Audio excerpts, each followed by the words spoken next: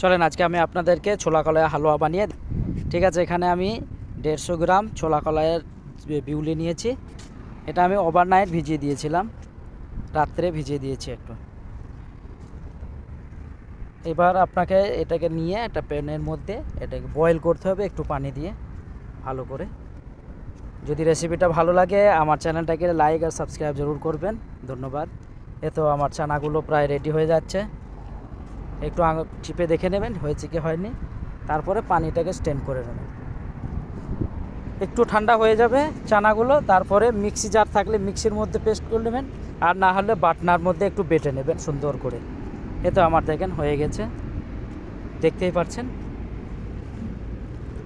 তারপরে একটা প্যানের মধ্যে হালকা একটু ঘি দিয়ে ওই চানার এগুলো এর মধ্যে দিয়ে দেবেন, হালকা নেড়ে তারপরে চিনি দিতে হবে। 150 গ্রাম চানাতে আপনাকে 450 গ্রাম চিনি দিতে হবে। আর আপনি যদি আরও মিষ্টি খান তাহলে বেশি করে দেবেন।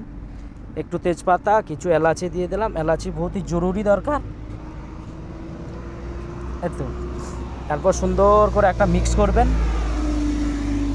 এরপরে আমি দিচ্ছি 500 ml দুধ, হাফ লিটার দুধ দিয়ে দেবেন। ভালো করে নাড়তে থাকবেন, সুন্দর হয়ে নাড়তেই থাকবেন যেন নিচে না লেগে যায়, একটু ধৈর্য ধরে করবেন।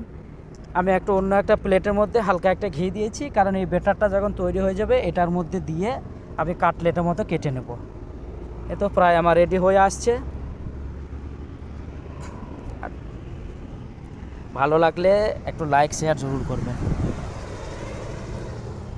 তো প্রায় আমার রেডি হয়ে গেছে, দেখতেই পাচ্ছেন।